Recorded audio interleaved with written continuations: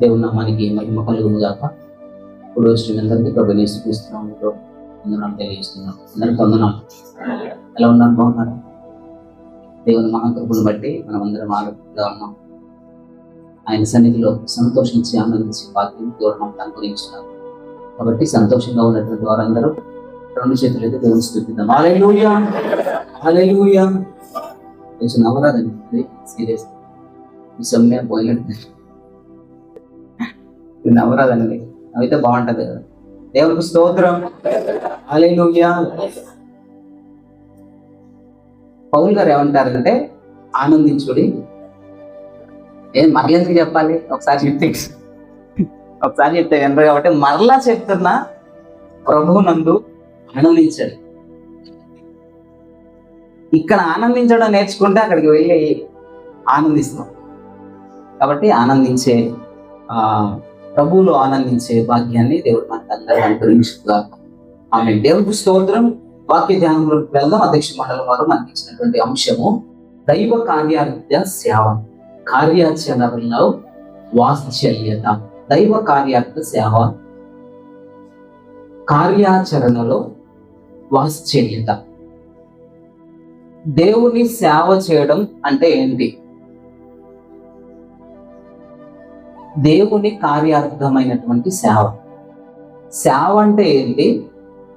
సేవలో కార్య ఆచరణలో ఏం చేయాలి? వాత్సల్యత చూపెట్టాలి.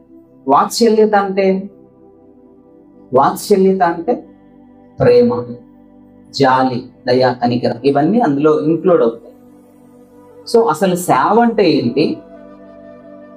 సేవ చేసేటువంటి వారు సేవలో వాత్సల్యతను ఎలా చూపెట్టాలి అనే విషయాలు ఈరోజు మనం నేర్చుకుందాం. దేవునికి స్తోత్రం. ఇంతకు మీకు తెలిసినటువంటి సేవ అంటే ఏంటి? సరే, సేవ అంటే మామూలుగా ఊడిగాన్ని చేయడం సేవ అంటారేమో, జీతం ఉండడాన్ని సేవ, జీతగాడని. సో ఇప్పుడు మనం దేవుని సేవను గురించి మనం మాట్లాడదాం. దేవుని సేవ అంటే ఏంటి? ఓకే, మానవ సేవే మాధవ సేవ. అంటే మనుషులకు సహాయం చేస్తే దేవునికి సహాయం చేసినట్టు. Very good. ఇంకా దేవుని సేవ అంటే ఏంటి?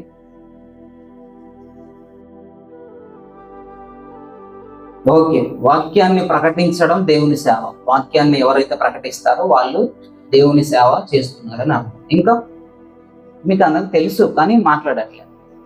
మనం ఈరోజు దేవుని సేవ అంటే ఏందో నేర్చుకుందాం. చాలా మందికి దేవుని సేవ అంటే ఏందో తెలియదు.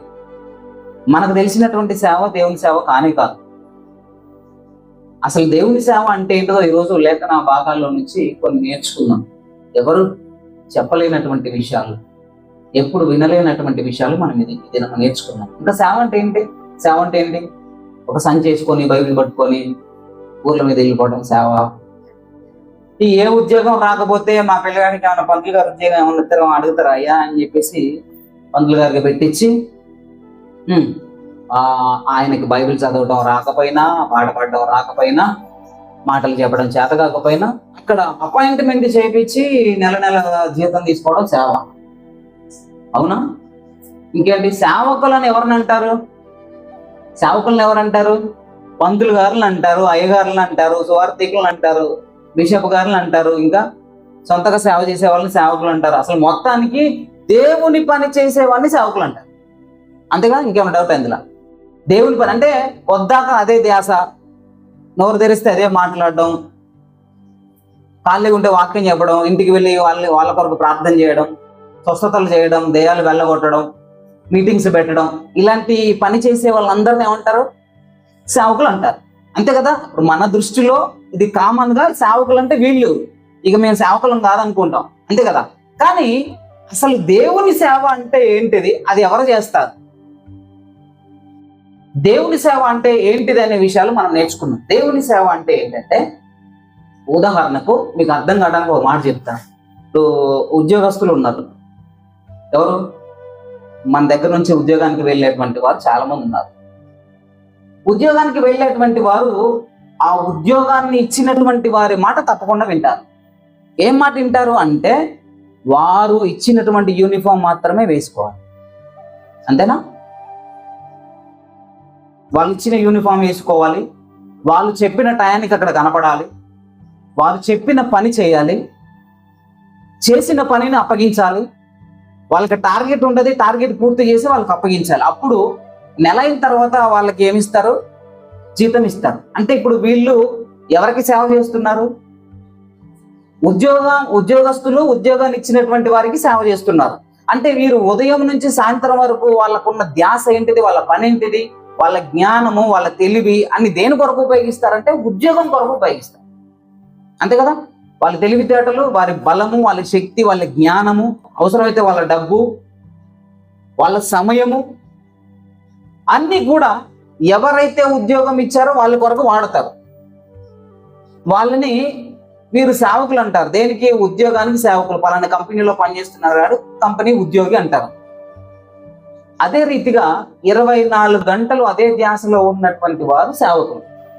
ఓకే, ఒక్క విషయం ఒక మాటలో చెప్పాలంటే ఎల్లప్పుడూ అదే ధ్యాసలో ఉన్నటువంటి వారే సేవకులు. మీకు అలాంటి ధ్యాస ఉండదు కదా. మీరెవరు? విశ్వాసులు. అంతేనా? మీరెవరు? విశ్వాసులు. మాకు 24 గంటలు అదే ధ్యాస ఉండేది ఎవరికంటే మాకు, సేవకులు. ఇప్పుడు సేవకులు అసలు ఎవరు, వాళ్ళు ఏం చేస్తారా అనే విషయాలు ఒకసారి చూద్దాం మనం. యోహాను సువార్త 4:24 ఒకసారి చూడండి. మనకు అందరికి తెలిసినటువంటి వాక్య భాగ్యమే. అసలు దేవుని సేవ అంటే ఏంటి చూడండి. దేవుని సేవ చేసేటువంటి వారు ఏం చేస్తారు? ఆరాధిస్తారు, స్తుతిస్తారు, ప్రార్థిస్తారు. ఈ స్తుతించి, ఆరాధించి, ప్రార్థించే వాళ్ళే దేవుని సేవకులు. అంతేనా? క్లియరా? స్తుతించి, ఆరాధించి, ప్రార్థించేవారు. దేవుడు ఆత్మ కనుక ఆయన ఆరాధించేవారు ఆత్మతో సత్యంతో ఆరాధించాలి. ఆరాధించే వారందరూ ఆయనకి చెప్పండి సేవకులే. ఇప్పుడు ఆరాధించే వాళ్ళు ఎవరు? మేమా మీరా? అది లెక్క. ఇప్పుడు ఆ పాయింట్కి రావాలి. అసలు సేవకులు అంటే ఎవరు? సేవ అంటే ఏంటిది? సేవ అంటే ఏంటిదో తెలుసా? ఆయన్ను స్తుతించడం, ఆయన ఆరాధించడం, ప్రార్థన చేయడం. దేవుడు ఆత్మ కనుక ఆయన ఆరాధించేవారు ఆత్మతో సత్యముతో ఆరాధించాలి. ఆరాధన చేసేవారంతా ఆయనకు సేవకులే, ఆయనకు సేవకులు. ఇంకా ఇంకొక మాట జ్ఞాపకం చేస్తా చూడండి. రోమీయులకు రాసిన పత్రిక 12వ అధ్యాయము మొదటి వచనం ఒకసారి చూడండి. ఇక్కడ సేవ అంటే ఏంటో తెలుసా? సేవ అంటే ఏంటంటే మీ అవయవాలను పరిశుద్ధంగా మార్చుకోవడం. సేవ చేసే వాళ్ళు ఎలా ఉండాలి? బూతులు మాట్లాడకూడదు, ఇంకా తిరగకూడదు, వేషాలు వేయకూడదు. ఎలా ఉండాలి? పరిశుద్ధంగా, పర్ఫెక్ట్ గా ఉండాలి. అలా ఉన్నటువంటి వాళ్ళనే సేవకులు అంటారు. మరి సేవకులు ఎలా ఉంటే విశ్వాసులు ఎలా ఉండాలి అంటే సేవకులే పరిశుద్ధంగా ఉండాలా? విశ్వాసులు పరిశుద్ధంగా ఉండకూడదా? ఉండాలనా వద్దా? అంటే యాజ్ టీజ్గా అయ్యగారి లాగా విశ్వాసులు కూడా ఉండాలి. ఎవరైతే పరిశుద్ధంగా సజీవయాగంగా వారి అవయవాలను దేవునికి సమర్పించుకుంటారో వారే దేవుని సేవకులు. ఇంకా ఏంటంటే ఈ లోక మర్యాదను అనుసరింపక, చదువునమాట ఈ లోక మర్యాదను అనుసరింపక ఉత్తమమును అనుకూలమునైన సంపూర్ణమై ఉన్న పరీక్షించి తెలుసుకొనున్నట్లు ఎవరి మనసు అయితే మారుతుందో వారే వారి అవయవాలను పరిశుద్ధంగా దేవునికి సమర్పించుకుంటారో వారే సేవకులు. ఇప్పుడు ఇందులో మీరున్నారా సేవకులు? మీ మనసు మారి నేను పరిశుద్ధంగా ఉండాలని అనుకున్న వారందరూ కూడా దేవునికి సేవకులు. ఇదే సేవ. ఏంటి సేవ? స్తుతించి, ఆరాధించి, ప్రార్థించడం సేవ. పరిశుద్ధంగా సజీవయాగంగా మన దేహాలను, మన శరీరాలను, మన అవయవాలను దేవునికి అప్పగించుకోవడమే సేవ. ఇలా అప్పగించుకున్నటువంటి వారందరూ సేవకులే. ఓకే, ఇంకొక మాట జ్ఞాపకం చేస్తాను చూడండి. మత్తయి సువార్త 28వ అధ్యాయము 19వ వచనం ఒకసారి చూడండి. మత్తయి సువార్త 28వ అధ్యాయము 19వ వచనం. మత్తయి సువార్త 28వ అధ్యాయము 19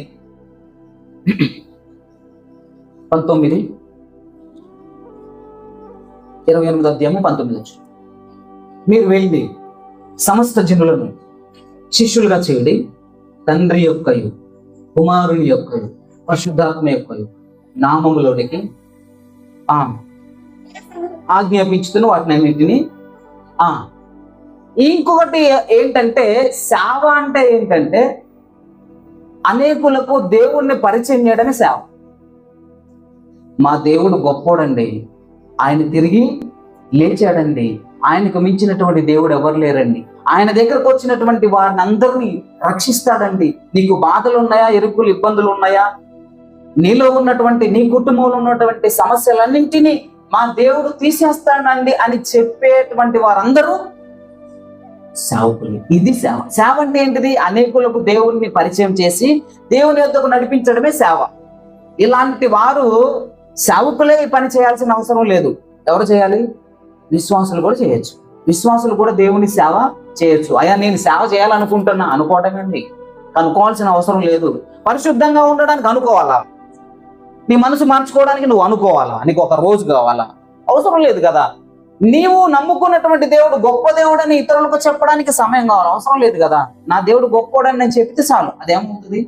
సేవ అవుతుంది. దానికి సేవ చేయడానికి నిన్ను ప్రత్యేకంగా ప్రతిష్ఠించి అభిషేకించి పంపించి జీతం ఇచ్చి ఇలాంటి చేయాల్సిన అవసరం లేదు. సేవ అంటే ఏంటిది? మనం ఎక్కడున్నా దేవుని స్తుతించి ఆరాధించడమే సేవ. ప్రార్థించడం సేవ. మన దేహాలను దేవునికి సజీవంగా పరిశుద్ధంగా అలంకరించుకోవడమే సేవ. మనకు తెలిసినటువంటి దేవుని గురించినటువంటి ప్రత్యేకమైనటువంటి పరిశుద్ధమైనటువంటి ఆ రక్షణను గురించిన స్వార్థ మాటలు ఎవరికైతే చెబుతామో అలా చెప్పడమే దేవుని సేవ. అర్థమవుతుంది కదా? దేవుని సేవ అంటే ఏంటిది? వాళ్ళు చేసేదే సేవ, మాకు సేవ చేత కాదు, మేమంటే సేవకులం అవుతామని అనుకునే అపోహ కలిగినటువంటి వారు ఉంటారే, వాళ్ళ కొరకు దేవుడు ఈరోజు మాట్లాడుతున్నాడు. దేవుని కార్యార్థమైనటువంటి సేవ. దేవుని కార్యార్థమైనటువంటి సేవ సేవకుడు ఒక్కడే కాదు, సంఘంలో ఉన్నటువంటి వారందరూ సేవ చెయ్యాలి అని దేవుడు మాట్లాడుతున్నాడు. దళితులకు రాసిన పత్రిక 5వ అధ్యాయం ఒకసారి చూడండి. దళితులకు రాసిన పత్రిక 5వ అధ్యాయము 13వ వచనం చూడండి ఒకసారి. దేవుని సేవ అంటే ఏంటి? 5:14 త్వరగా సహాయం చేయి. 5:13-14 దళితులకు రాసిన పత్రిక 5వ అధ్యాయము.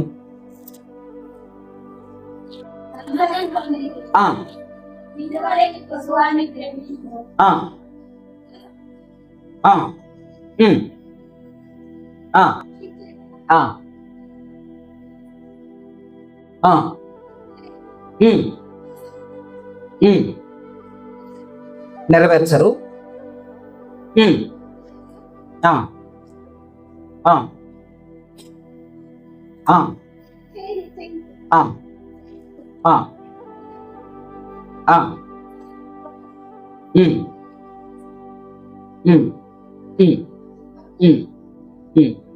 సరే చాలు. మరొకసారి ఆ 13-14 వచ్చిన ఒకసారి చూడండి.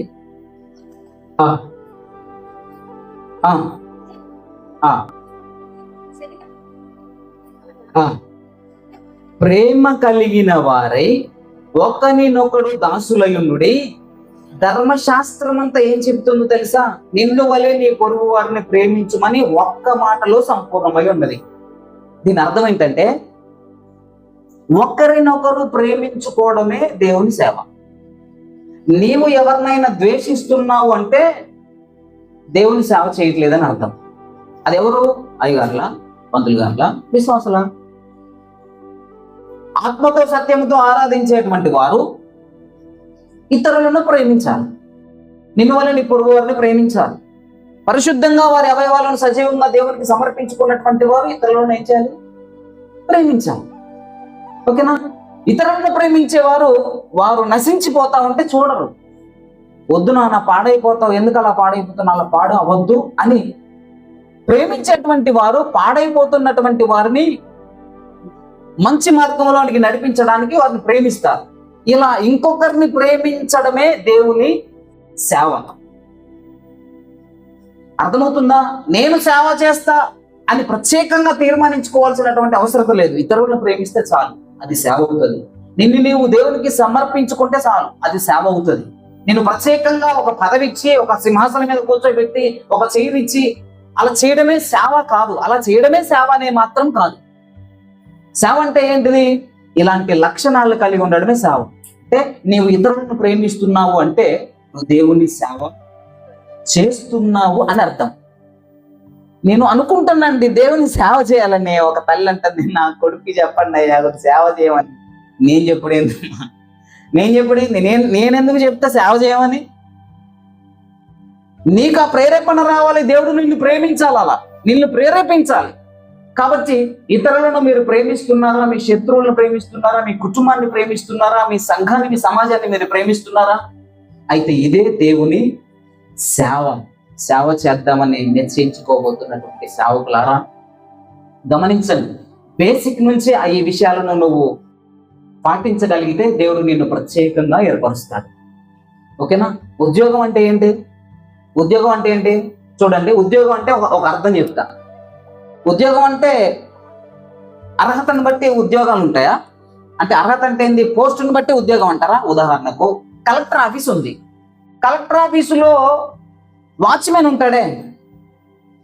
వాచ్మెన్ కలెక్టర్ ఆఫీసులో ఉద్యోగం వచ్చినట్ట రానట్ట? గవర్నమెంట్ ఉద్యోగమే కదా. అదే కలెక్టర్ ఉన్నాడు అనుకోండి, కలెక్టర్ని ఏమంటారు? ప్రభుత్వ ఉద్యోగం అంటారా? అంటారు కదా. అంటే ఇప్పుడు ఆయన ఉద్యోగి, ఈయన ఉద్యోగి, ఇద్దరు ఉద్యోగులను. వీళ్ళు ఎక్కడ పనిచేసేది? కలెక్టర్ ఆఫీసులో. ఆయన స్థాయి అక్కడ, ఈయన స్థాయి ఇక్కడ. ఇద్దరు ఉద్యోగులే, పని చేసేది వేరు, ఉద్యోగం మాత్రం ఒకటే. అర్థమవుతుందా? స్థలాలు వేరుంటాయి. ఈయన గేటు దగ్గర ఉంటాడు, ఆయన చైర్లో కూర్చుంటాడు. వీళ్ళిద్దరు ఉద్యోగులే. అట్ ద సేమ్ టైం అయ్యగారేమో పైన కూర్చుంటారు, విశ్వాసులేమో కింద కూర్చుంటారు. వీళ్ళిద్దరు చేసేది ఏంటిదంటే సేవ. ఆమె అర్థమైంది అనుకుంటా. దేవుడికి మహిమ కలుగును గాక. ఈ సేవ చేసేటువంటి వారి లక్షణాలు ఎలా ఉంటాయి ఇప్పుడు మనం చూసుకున్నాం కదా. అలా ఆ లక్షణాలు కలిగి ఉన్నటువంటి వారిని దేవుడు ప్రత్యేకించుకొని ఏర్పాటు చేసుకొని, ఇక నువ్వు నా సేవ చెయ్యాలి. అప్పుడు ఏమవుతుందో తెలుసా?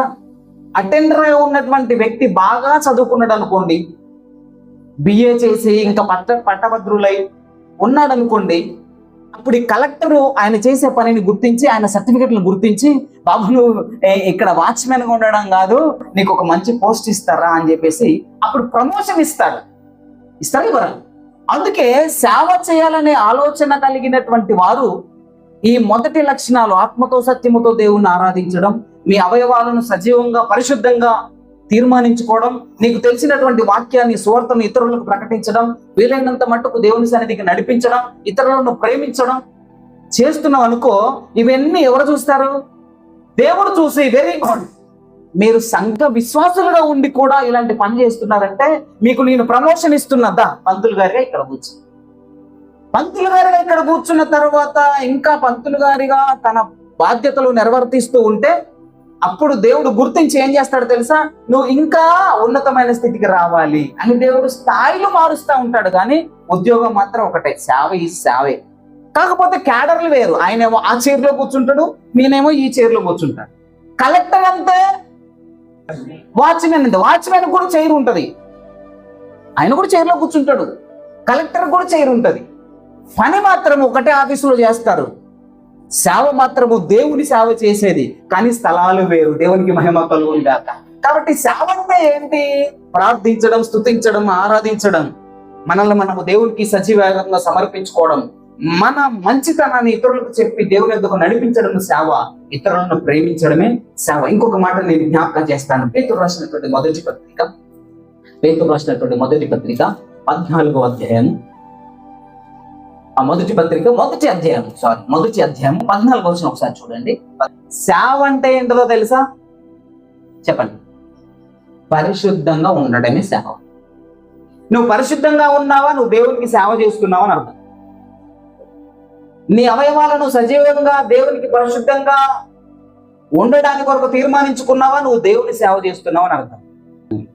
నాకు ఎక్స్పీరియన్స్ అంతా 20 సంవత్సరాలు చేస్తానండి. నీ మొత్తం విశ్వాసి కూడా సేవ చేస్తూనే ఉన్నాడు. విశ్వాసి కూడా సేవ చేస్తున్నాడు. ఏం చేస్తాడు? వస్తాడు, స్తుతిస్తాడు, ఆరాధిస్తాడు, ప్రార్థన చేస్తా ఉన్నాడు. పరిశుద్ధంగా ఉండడానికి వాక్యం ద్వారా వాళ్ళు బలపరచబడి పరిశుద్ధంగా ఉండడానికి ఇష్టపడుతున్నారు. నువ్వు చెప్పకపోయినా విశ్వాసులపై పక్కింటి వాళ్ళు చెప్తున్నారు, మా దేవుని నమ్ముకోండి, ఆరోగ్యం వస్తుందని వాళ్ళు సేవ చేస్తున్నారు. అవునా కదా? ఎవరైనా తిట్టినా కూడా పోనీలే, ఎవరి కర్మ వాళ్ళు అనుభవిస్తారని వాళ్ళు ప్రేమిస్తున్నారు. అయ్యగారులు ప్రేమించారేమో, విశ్వాసులు స్వార్థికులు ప్రేమించారేమో, కానీ విశ్వాసులు ప్రేమించే వాళ్ళు ఉన్నారు. వీరికంటే ఎక్కువగా సేవ చేసే విశ్వాసులు ఉన్నారు. దేవునికి మహిమ కలుగును గాక. కాబట్టి ప్రియమైన దేవుని బిడ్డలారా, పరిశుద్ధంగా ఉండడానికి నువ్వు ఎప్పుడైతే తీర్మానం చేసుకున్నావో నువ్వు సేవకురాలివే, సేవకుడివే. గట్టిగా చెప్పట్లు కూడా దేవుని పడతాం. ఇప్పుడు అర్థమైంది కదా సేవ అంటే ఏంటో. సేవ చేస్తారా? మరి చేస్తారా సేవ?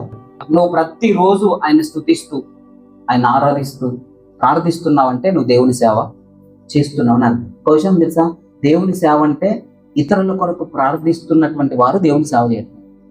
అవునా? మొబైల్ అమ్మాలంటే ఏం చేయాలి? ఇంకొకరికి పరిచయం చేయాలా వద్దా? వాళ్ళు ఎట్ట ఎంటర్ కాబట్టి మనం స్టేటస్లు పెడతాం. చూసిన వాళ్ళు ఏం చేస్తారు, అరే కొత్త మోడల్ వచ్చినట్టుండే, దీని ఫీచర్స్ బాగున్నాయని చెప్పేసి నువ్వు స్టేటస్ పెట్టడం బట్టి వాడు చూసి కొనడానికి వచ్చాడు. అంటే నువ్వు ఏం పని చేస్తున్నావు? డ్యూటీ పని చేస్తున్నావా లేదా? నువ్వు ఇంటర్నల్ గా ఎవరికి అర్థం కాకుండా వ్యక్తిగతంగా చేస్తున్నటువంటి ప్రార్థన దేవుడు విని నీ ప్రార్థన ద్వారా ఇతరులను దేవుడి సన్నిధికి నడిపిస్తున్నాడంటే తెలియకుండానే నువ్వేం చేస్తున్నావు? వాళ్ళు కనపడరు, ఎక్కడ ఉంటారు? మొబైల్ షాప్లోనే ఉంటారు. వాళ్ళ స్టేటస్ చూసిన వాళ్ళంతా వస్తూనే ఉంటారు. ఇన్స్టాగ్రామ్ లో చూస్తాం కదా, వాళ్ళు చక్కగా దాన్ని ఏమంటారు, ఆ పేజీని ఫాలో చేయమని చెప్తా ఉంటారు.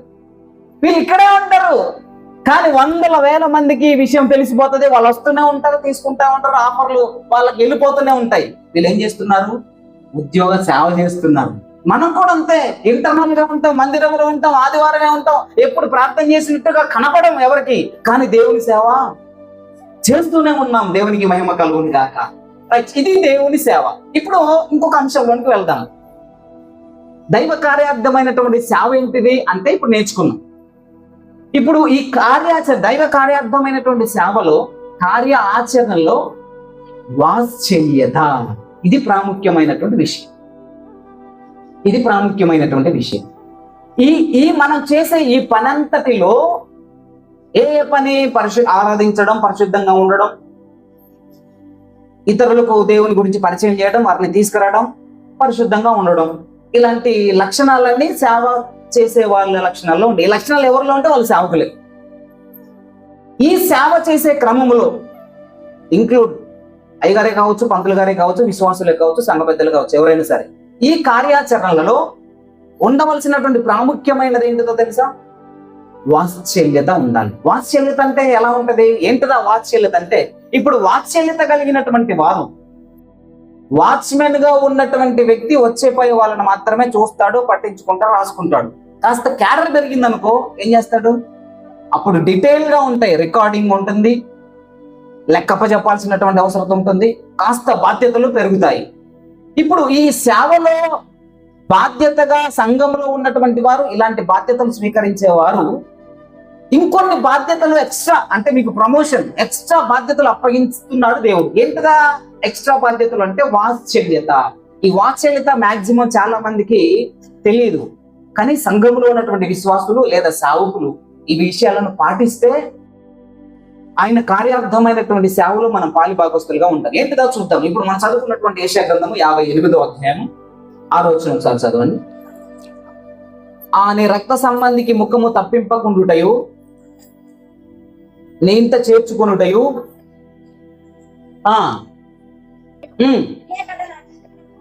రైట్, దేవునికి మహిమ కలుగును గాక. ఇప్పుడు సేవ చేసేటువంటి వారు అనగా ముందు మనం చదువుకున్నటువంటి లక్షణాలు, నేర్చుకున్నటువంటి లక్షణాలు ఎవరిలో అయితే ఉంటాయో వారు ప్రాముఖ్యంగా గమనించవలసినటువంటి విషయం ఏంటిదంటే, మీ ప్రార్థనలో, మీ అనుదిన జీవితంలో, మీ విశ్వాస జీవితంలో మీరు మీ దృష్టిలో ఉంచుకోవాల్సినటువంటి విషయం ఏంటిదంటే, ఇప్పుడు చదవండి 6వ వచనం. దుర్మార్గులు కట్టినటువంటి కట్లను విప్పడానికి దేవుడు నిన్ను వాడుకోబోతున్నాడు. ఎవరిని? ఎవరైతే మనం పైన నేర్చుకున్నామే స్తుతిస్తారు, ఆరాధిస్తారు, వీళ్ళకి దేవుడు చెప్తున్నటువంటి మాట ఏంటో తెలుసా? నువ్వు బాగానే ఉన్నావు, స్తుతిస్తున్నావు, ఆరాధిస్తున్నావు, వాక్యం వింటున్నావు, పరిశుద్ధంగా ఉంటున్నావు, సమర్పించుకున్నావు, సువార్త చెప్తున్నావు, ప్రార్థన చేస్తున్నావు, పరిశుద్ధంగా ఉండడానికి నీ చేయించుకున్నావు, బాగానే ఉంది. కానీ ఇంకొక ప్రత్యేకమైనటువంటి పని నువ్వు చేయాలి. ఏంటిదా పని అంటే, ఇప్పుడు చదవండి. కట్లను విప్పాలి. వాళ్ళకు ఉన్నటువంటి కట్లు మామూలుగా చేస్తే సరిపోదు, మామూలుగా ప్రార్థన చేస్తే సరిపోదు. వాళ్ళ కట్లను విప్పడానికి నువ్వేం చేయాలి? బాధ్యత తీసుకోవాలి. అనగా ఉపవాసం ఉండి ప్రార్థన చేయాలి. నీ కొరకు, నీ కుటుంబం కొరకు మాత్రమే కాదు, కట్టబడి ఉన్నటువంటి ఆ కట్లను విప్పబడట కొరకు ప్రార్థన చేయాలి. విప్పాలి, బాధ్యత విప్పాలి, విప్పుట కంటే ఎవరికి పడితే వాళ్ళకి ఆలోచన ఉండదు. ఎవరికి పడితే ఆలోచన వాళ్ళకు ఉండదు. ఉంటుందా? బాధ్యత కలిగిన వారికి మాత్రమే ఉంటుంది. ఈ బాధ్యత ఎవరికి ఉంటుందంటే సంఘంలో ఒక ప్రత్యేకంగా ఏర్పాటు చేయబడినటువంటి, దేవుని చేత ఏర్పాటు చేయబడినటువంటి బిడ్డలు వాళ్ళ గురించి ఆలోచిస్తారు. వాళ్ళని గుడికి నడిపిస్తే బాగయ్యారు, వాళ్ళ కోసం ప్రార్థన చేస్తే బాగు, వాళ్ళు వస్తే బాగు, వాళ్ళు మారితే బాగు అని అందరికీ ఉండదు, కొంతమందికి ఉంటుంది. నాకు సంబంధం లేదనేటువంటి వారు దేవుని పిల్లలు కాదు. నీ కొడుకు బయట కింద పడతా ఉంటే నాకేం సంబంధం లేదు, కన్న తల్లి ఇటుపోయింది, నన్ను నేను చేయమంటా అంటాడా తండ్రి? ఏం చేస్తాడు? అన్నదమ్ములు కొట్టుకుంటా ఉంటే తమ్ముడు విడిపించడానికి అన్న ఉరుకుతాడా? నా రక్త సంబంధి కాబట్టి పిల్లలు అనేటువంటి వారు, దేవుని సేవ చేసేటువంటి వారు ఎవరైతే కట్లతో బంధింపబడి ఉన్నారో వారిని విడిపించడానికి ఆలోచన కలిగి ఉండాలి. విప్పుటయు తీయాలి. వాళ్ళకు ఉన్నటువంటి మేకులు ఏమేమైతే ఉన్నాయో వాటిని అన్నింటినీ తీయడానికి సిద్ధపడాలి. ఆ బాధ్యత కలిగి ఉన్న తీయుటయు విడిపించాలి. వాళ్ళు ఏ కట్లతో ఉన్నారో, ఏ బంధకాలలో ఉన్నారో వారిని విడిపించడానికి నీవు ఆలోచన చేయాలి. ఈ విడిపించాలనే వాత్సల్యత ఇతరుల మీద పుట్టాలి, ఇతరుల మీద ప్రేమ కలగాలి. వారు పాడైపోతున్నారనే ప్రేమ కలగాలి, వారు నశించిపోతున్నారనే ప్రేమ కలగాలి. అయ్యో వీడు చెప్పకపోతే వీడి బుద్ధి మారదేమో అని ప్రేమ కలగాలి వాళ్ళ మీద. వీడిని ఎట్లనైనా గద్దియాలి, వాడిని ఎట్లనైనా తీసుకురావాలనే వాత్సల్యత సంఘానికి కలగాలి. దానికి సహకరించాలి, ప్రార్థన చేయాలి. ఏం చేయాలి? వాళ్ళని విడిపించాలి, తీసుకురావాలి. ఇంకేం చేయాలట? వాటికి ఉన్నటువంటి బంధకాల నుంచి విరగగొట్టే బాధ్యత నువ్వు ఏం చేయాలి? తీసుకోవాలి కదా.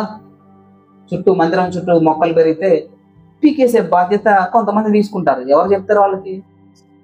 అవసరం కొంతమందికి అట్లా పని కనబడుతుంది కదా. ఇంట్లోనే ఉంటారు, 4-5 ఉంటారు. చీపురు కట్ట అడ్డంగా కింద పడ్డదనుకో కొంతమంది దాటుకుంటూనే పోతారు, కొంతమంది కాలుతో నెట్టేస్తారు. ఇంకొకరు ఉంటారు బాధ్యత కలిగిన వాళ్ళు ఏం చేస్తారు? అలాంటి బాధ్యత కలిగినటువంటి వారు సంఘంలో ఉండాలి. వాళ్ళే సేవకులు, దేవునికి మహిమ కలుగుతుంది. అందుకే సంఘంలో ఉన్నటువంటి కొంతమంది పరిస్థితులు ఏం చేయబడ్డాయి? బంధింపబడ్డాయి. వాటిని విడిపించాలి. కట్టబడ్డారు, వాళ్ళని విప్పాలి. ఆ మేకులతో బంధింపబడి ఉన్నారు, తీయాలి. తీసే బాధ్యత సంఘానికి అవసరమై ఉన్నది. అందుకే ఈ కార్యార్థ సేవలో వాత్సల్యత చూపెట్టాలి, ఇతరుల మీద ప్రేమ. వాళ్ళు ఎంత చెప్పినా రారా అంటారు, వస్తారు. ఎందుకు రారు? ఆ సమయం వస్తుంది. వారి మీద ప్రేమ చూపెడితే వాళ్ళు వస్తారు. వాత్సల్యత చూపెట్టాలి. ఇంకా ఏం చేయాలంట చూడండి, విరగగొట్టాలి, ఆహారము పెట్టాలి వాళ్ళకి. ఇక్కడ దేవుని వాక్యం ఏం చెప్తుంది? చదవండి ఆ మాటను. పెట్టాలండి, ఆహారం పెట్టాలి. సంఘంలో ఆహారం ఉండాలి, మందిరంలో ఆహారం తినాలి. ఇక్కడ ఏం చేయాలి? ఆకలి కొనినటువంటి వారికి ఆహారం పెట్టడమే వాత్సల్యత. ఈ వాత్సల్యత దేవుని సేవ చేసే వారికి ఉండాలి. దేవుని సంఘంలో ఒక ప్రత్యేకంగా బ్రతికేటువంటి వారు, స్తుతించి ఆరాధించి ప్రార్థించి ప్రత్యేకంగా బ్రతికేటువంటి వారు, విశ్వాసులైనటువంటి వారు, దేవునికి స్తోత్రం, అలా ఉండాలి. భోజనం పెట్టడానికి సిద్ధపడాలి. ఇంకా ముందుకు వెళ్తే ఏం చేస్తారట? పేదలను చేర్చుకోవాలి. ఎవరన్నా పేదలు ఉంటే అస్సలు నిజంగా ఉన్నారు మన సంఘంలో, కానీ కనపడరు. మన సంఘంలో పేదలు ఉన్నారు లేరా?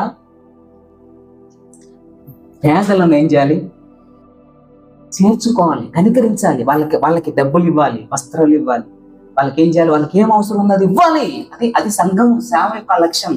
సేవ అంటే సేవకుడు ఒక్కడే చేసేది కాదు, సంఘం అంతా కలిసి సేవ చేసేది. పేదలను ఏం చేయాలి?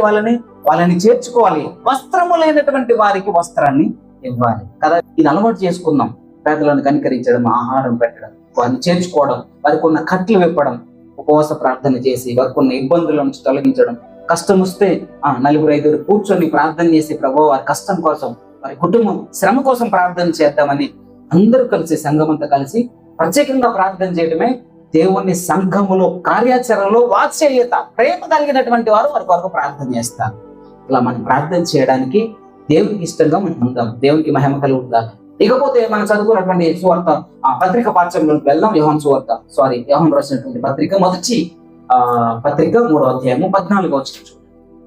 14వ వచనం చూడండి. 14వ వచనం మరొకసారి చదువుతున్నాం. మనము సహోదరులను ప్రేమించుచున్నాము గనుక మరణంలో నుండి జీవములోనికి దాటి ఉన్నామని ఎరుగుదాం. ఇంకో విషయం, ఇక్కడ ప్రాముఖ్యమైన విషయం ఏంటో తెలుసా? ఇతరులను ప్రేమిస్తే మనం నిత్య నరకానికి వెళ్ళమాట. మరణంలో నుంచి జీవంలోనికి దాటించబడ్డామని ఎరుగుదాం. అందుకే ఇతరులను ఏం చేయాలి?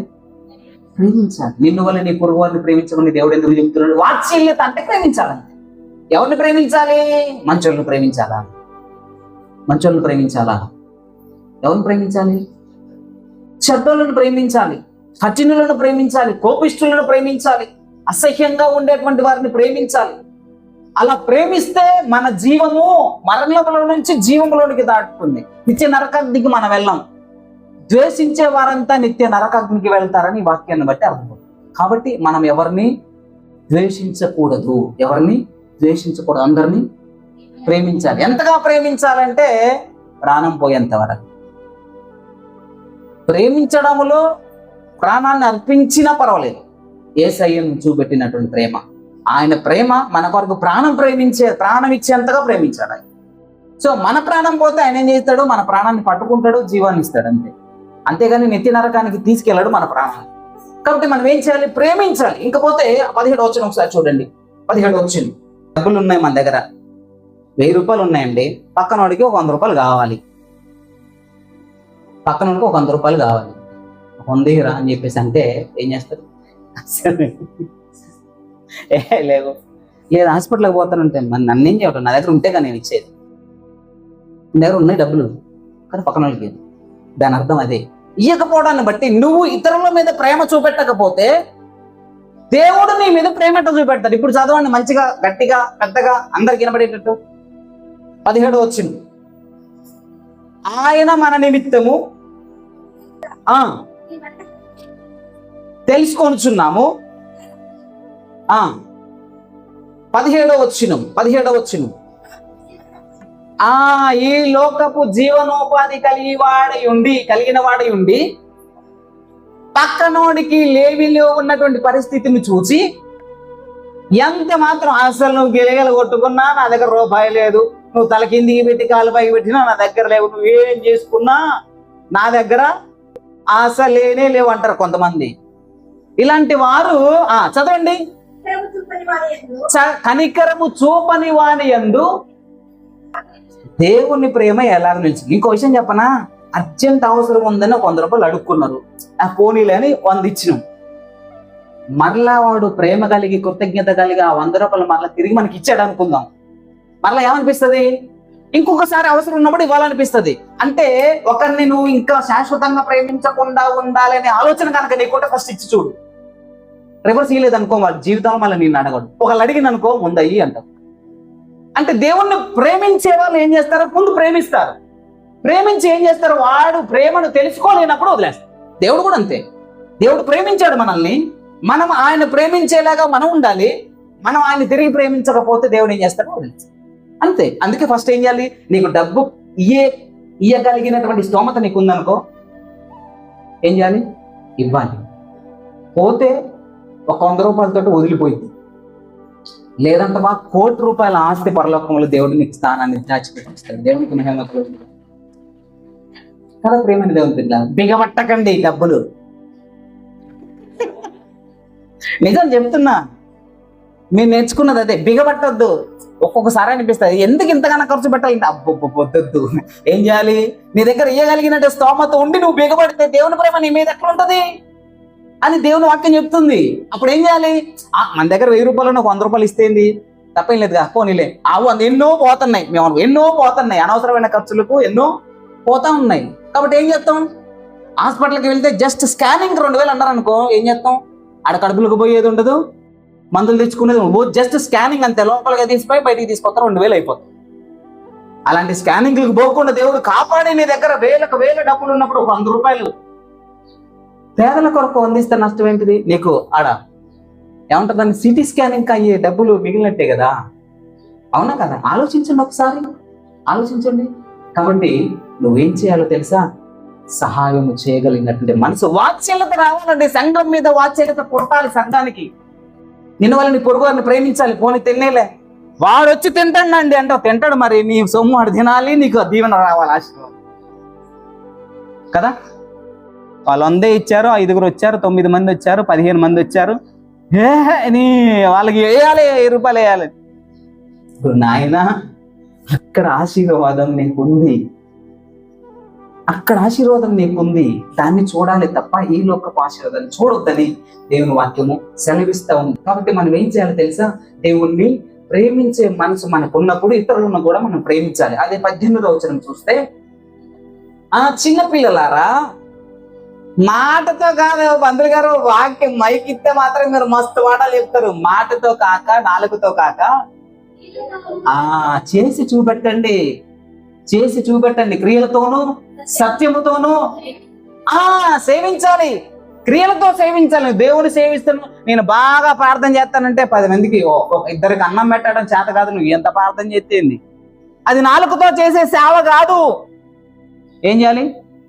క్రియలతో సేవ చేయాలి. 10 మందికి ఆహారం పెట్టాలి, 10 మందికి వస్త్రాలు ఇవ్వాలి. ఇచ్చే స్తోమత నీకు ఉన్నప్పుడు దాన్ని ఏం చేయాలి? ఇవ్వాలి, ప్రేమించాలి, ఇతరులను ప్రేమించాలి. వాడు మూర్ఖుడైనా, దొంగ అయినా, వ్యభిచారైనా, ఎలాంటోడైనా నువ్వేం చేయాలి? దేవుని ప్రేమను బట్టి ప్రభు ఇచ్చేస్తామా అని చెప్పేసి దేవునికి చెప్పి ఇచ్చేయాలి. అలా ఇవ్వగలిగితే దేవుడు మనల్ని ఏం చేస్తాడు తెలుసా?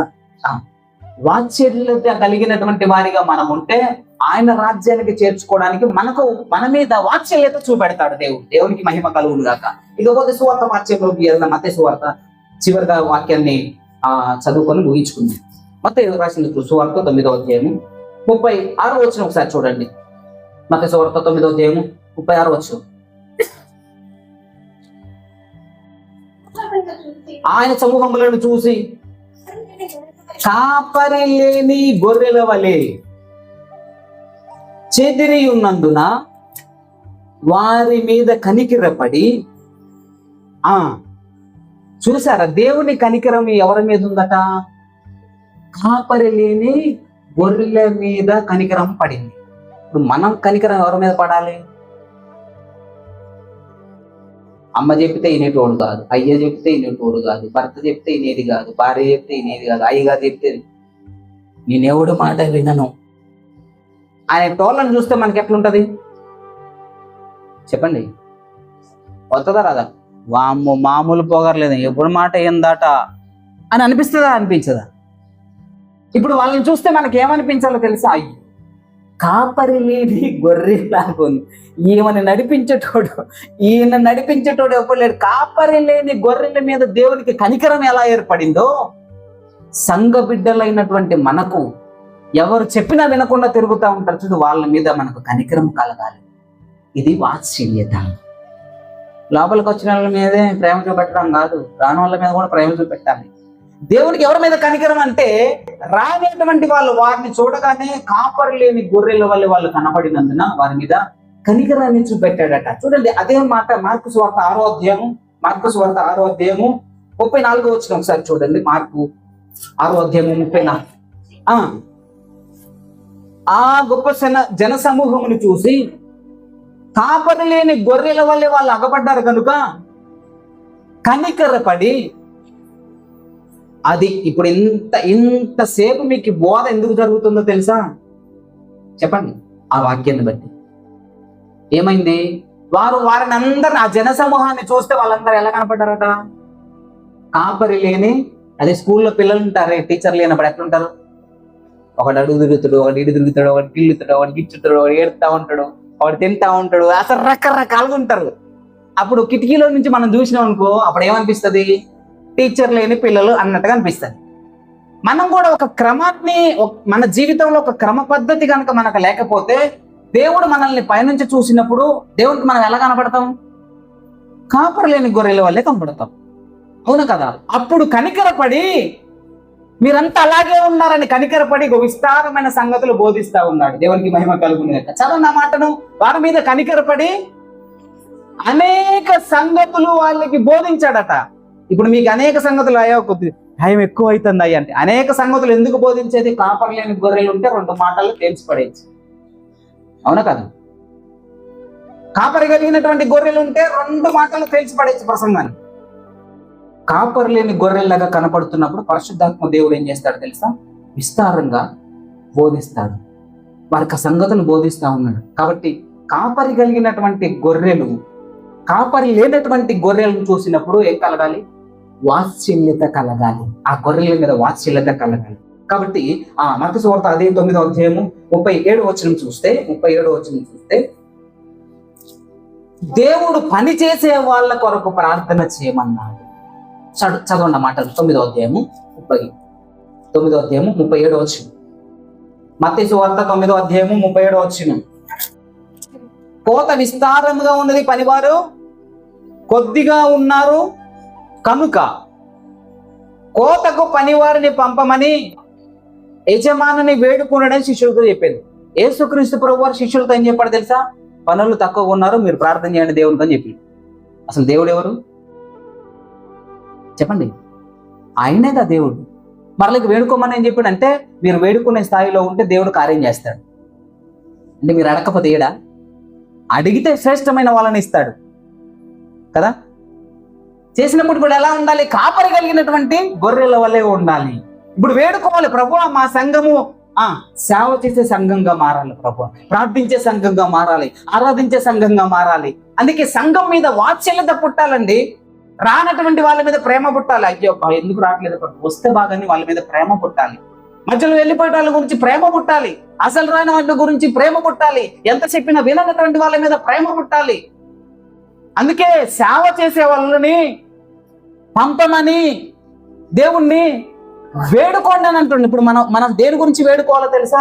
ప్రభు మా సంఘంలో సేవ చేసేవాళ్ళు కావాలి ప్రభు అని వేడుకుందాం. సేవ చేసే వాళ్ళంటే అందరూ లైన్ కట్టి పంతులు గారు నేను వస్తానా?